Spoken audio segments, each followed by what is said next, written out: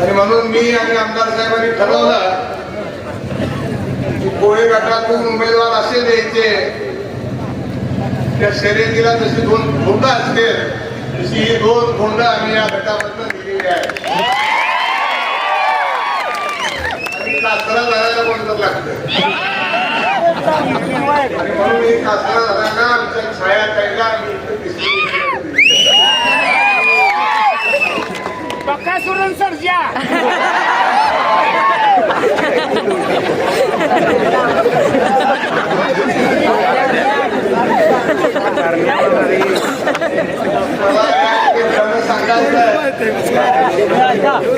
या सभेची गर्दीच्या नंतर कुठल्या ज्योतिषानं या गटाचा निकाल सांगायची काही आवश्यकता नाही.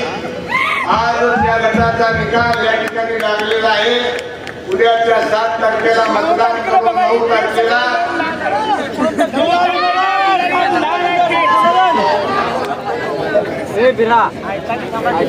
संबंध तालुक्याचा दौरा करत असताना अशा पद्धतीने उत्स्फूर्त प्रतिसाद या तालुक्यामध्ये आम्हाला मिळत आहे.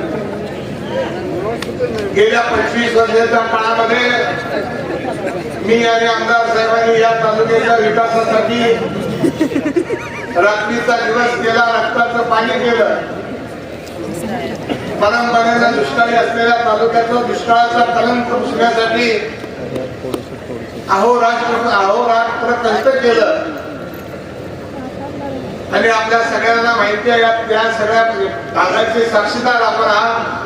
गजेंद्रनी उल्लेख केल्याप्रमाणे एक दिवशी आम्ही दोघांनीही टेंबू योजनेला कामाला उशीर लागत होता. आमदार साहेब नवीन आहेत त्यांच्याही माहितीसाठी सांगतो. गजेंद्र आपण सगळी मंडळी 40 गाड्या घेऊन आणि आमदार साहेब टेंबूला गेलो आणि टेंबू पासून पूर्ण दिवसभर या कॅनॉलचा सगळा सर्वे केला सांगोल्यापर्यंतचा. त्यामध्ये आटपाडी तालुक्यामध्ये एक कोर्ट केस आणि जुजारपूरला एक कोर्ट केस होती, त्यामुळे संबंधित कॅनॉलचं काम राहिलेलं होतं. शशिकांत शिंदे हे या राज्याचे पाटबंधारे मंत्री होते. त्यांना बरोबर आम्ही दिवसभर घेतलं होतं आणि त्यानंतरच्या काळामध्ये त्या दोन्ही शेतकऱ्यांना दिवसभर आम्ही समजावून सांगून या कॅनॉलचा निर्णय घेतला. आणि त्याच्यानंतर 7-1 महिन्याच्या काळामध्ये टेंबूचं पहिलं पाणी आलं आणि या पाण्याचं पूजन या आपल्या कोळी गटाच्या ओढ्यामध्ये आपण केलेलं आहे. याचे तुम्ही सगळेजण साक्षीदार आहात. या गावामध्ये आल्यानंतर परमपूज्य कैलासवासी कोळीकर स्वामी महाराजांना विनम्र अभिवादन केल्याशिवाय सभेची सुरुवात होत नाही. त्या कोळीकर महाराजांचं पहिलं विनम्र अभिवादन करतो. कैलासवासी भीष्म पितामह माननीय गणपतरावजी देशमुख, कैलासवासी आमदार काकासाहेब तळुंके पाटील यांच्या प्रतिमेला वंदन करतो आणि मी माझ्या भाषणाला थोडक्यामध्ये सुरुवात करत आहे. काही कुणाची सभा झाली, काय झाली, त्यामध्ये मी काही फार स्वारस्य नाही मला. परंतु आजपर्यंतच्या काळामध्ये विकासाचं राजकारण या ठिकाणी केलं गेलं.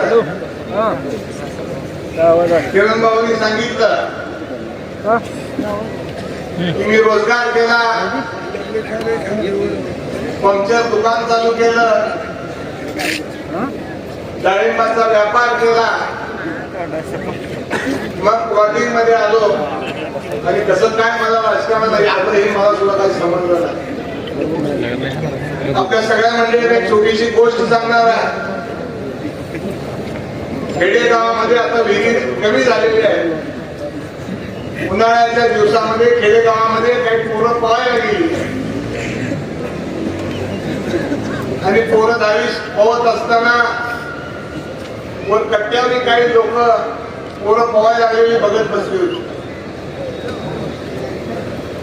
त्यामध्ये एक पोरग दम लागायला लागला आणि बुडायला लागलं. वरनं एक जणांनी उडी मारली, त्या पोराला वाचवलं. सगळ्या गावानं त्या वाचवणाऱ्या पोराचा सत्कार केला. सत्काराला उत्तर देताना त्या पट्ट्याने सांगितलं मी पोरग वाचवलं, हे सगळं खरं आहे, त्या हिरीत मला ढकललं कोणी तेवढा आधी सांगा.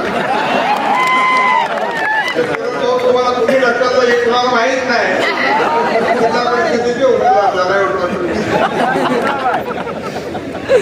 ज्यावेळेला समाजामध्ये आपण चांगलं काम करत असतो त्यावेळेला हे यश अशा उमेदवार आपल्याकडे चालून येतात. तुमचं भाषण चालू असतं तर मी विचार केला आपण एकाच पक्षाचं दुकान काढलं, आपण मी थोडा डाळिंबाचा व्यापार करा असं उघडून मला जाणवलं. माणसाच्या आयुष्यामध्ये आपण काही चांगलं वागत गेलो की आपल्याला सांगावं लागत नाही. मी पहिल्यांदा सगळ्यांचा आभार मानेन की या जिल्हा परिषद गटामध्ये जे जे इच्छुक उमेदवार होते त्या सगळ्यांनी अतिशय मोकळ्या मनानं आमच्या आघाडीला आमच्या दोघांच्याही विनंतीला मान देऊन सगळे अर्ज आपले परत घेतले आणि त्या ठिकाणी या निवडणुकीची सुरुवात झाली. 7 तारखेला नागरिक मंडळी आपल्याकडे येणार आहेत, आपली आपली मतं मांडायचा प्रयत्न करणार आहेत. परंतु या निमित्तानं मी आपल्याला सांगेन, माझ्या अगोदरच्या वक्त्यांनी आमच्या सगळ्यांनी सांगितलं, आपल्या आपल्या भाषणामध्ये वकील साहेबांनी सांगितलं, एक शांततेचा सुव्यवस्थेचा तालुका म्हणून या ठिकाणी या तालुक्याचा उल्लेख केला गेला. 25 वर्ष आमदार साहेबांच्या बरोबर सेवा केल्यामुळं मागच्या 5 वर्षाच्या काळामध्ये थोडंसं गणित बिघडलं आमचं. परंतु तालुक्यातल्या या वेगळ्या प्रवाहामध्ये आणि तालुक्यातलं वेगळं चित्र बघून कदाचित स्वर्गामध्ये भाई गणपतरावजी देशमुख साहेबांनी काकांना वाटलं असेल, कैलास जोशी काकांना, की पुन्हा ह्या दोघांनी एकत्र यावं, मगच तालुका शिस्तीनं आणि सोडीत चालेल. म्हणून पुन्हा या ठिकाणी जनतेचा आग्रह खासदार आणि दोघांनी एकत्रित भविष्य काळामध्ये काम करायचं ठरवलेलं आहे. आणि हे करत असताना तुमच्या आशीर्वादाची आम्हाला गरज आहे. इथं आल्यानंतर आशीर्वाद किती मिळत असतो हे आज बघायला मिळालं. त्याच्या अगोदर मी डॉक्टर साहेब भरपूर या स्टेजवर आम्ही निवडणुकीच्या सभा केल्या, परंतु आजपर्यंतच्या काळामध्ये इतक्या उत्साहामध्ये आमचं स्वागत बरेच वर्षानंतर आज पहिल्यांदा बघायला मिळालं. आणि या ठिकाणी भाई गणपतराव देशमुख साहेबांची आणि काकांची आठवण आम्हाला निश्चितपणाने आलेली आहे. आम्ही कधी आघाडी कशासाठी केली? या ठिकाणी तालुक्याला कुठलं वेगळं वळण लागू नये म्हणून आम्ही ठरवलेलं आहे. उमेदवार आपले निश्चितपणाने विजयी होणार आहेत, त्यामध्ये काही कोणाशी सांगितलं ज्योतिषाने सांगायची गरज नाही. दर 3 महिन्याला या कोळ्याच्या त्या देवळामध्ये केळणगाव असतील, पंचायत समितीचे सदस्य असतील, दुसरे आमचे सदस्य असतील, पूर्ण दिवसभरामध्ये एका बाजूला तहसील कार्यालयाची सगळी टीम असेल, दुसऱ्या बाजूला पंचायत समितीची सगळी टीम असेल, सगळे अधिकारी असतील आणि या भागातल्या लोकांची सगळी कामं सिटी सर्वेचे अधिकारी असतील.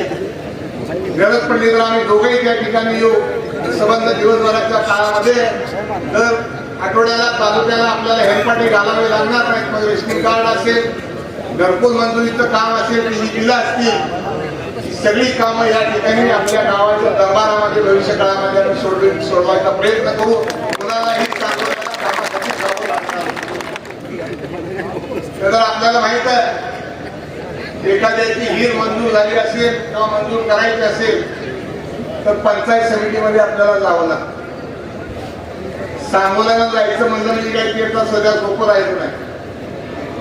गाडीवर जायचं म्हणलं तरी किमान 500-600 रुपये तर लागते. दिवसभर झालं काम, नाहीतर महागाई यावं लागतंय. एकट्या गेला तर 500-600 रुपये मध्ये भागतंय. पण आमच्यासारखा टग्या बरोबर गेला तर 1000-2000 रुपये आमच्यासारखे नेलं म्हणजे एका हेल्पमध्ये तरी काम होत नाही. 4-5 तरी मारावं लागतं. हे सगळं तालुक्यात आता भविष्य काळामध्ये आम्ही थांबणार आहोत. एखाद्याला वीर मंजूर करायची असेल तर त्यांनी इथंच अर्ज द्यायचा दर 3 महिन्याला. एखाद्याला घरकुल पाहिजे असेल तर त्यांनी इथंच अर्ज द्यायचा.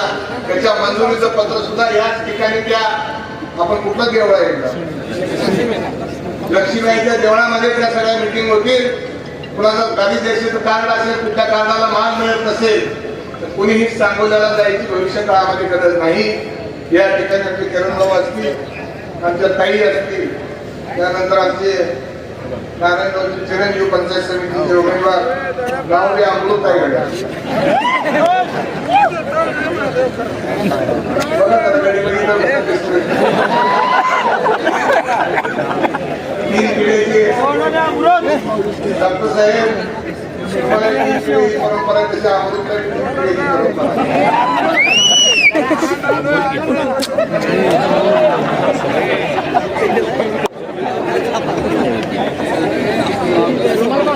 तुम्हाला सांगतो अजून 2 महिन्यात विमा गाडी होतो एवढं सांगतो. राजकारणामध्ये समाजकारणामध्ये काम पडल्यानंतर काम कसं करावं लागतं ते आता हळूहळू त्याला आमच्या मार्गदर्शनाखाली आम्ही तयार करू. किरण भाऊ आधीच तयारीचे आहात. सगळ्या तालुक्यांचे पोळा परंतु आपल्या सगळ्यांना एक लकडीची विनंती आणि मतदान करण्यासाठी आपल्याला उद्याच्या 7 तारखेला आमच्या तिन्ही उमेदवाराला नारळाच्या चिन्हाचं बटन दाबून आपण प्रचंड मतांना विजयी करा ही विनंती करतो. यामध्ये आमच्या सगळ्या कार्यकर्त्याला विनंती करतो की आबा गटाचा कार्यकर्ता शेतकरी कामगार पक्षाच्या कार्यकर्त्याच्या बरोबरीने किंबहुना एक पाऊल पुढे काम करेल असा शब्द या निमित्ताने मी आपल्याला देतो आणि सांगतो. धन्यवाद. जय. आपण सांगोला पॉलिटिक्स हे YouTube चॅनल जर पहिल्यांदा पाहत असाल तर नक्की सबस्क्राईब करा आणि तालुक्यातील प्रत्येक बातम्या ताज्या घडामोडी काही क्षणात जाणून घ्या.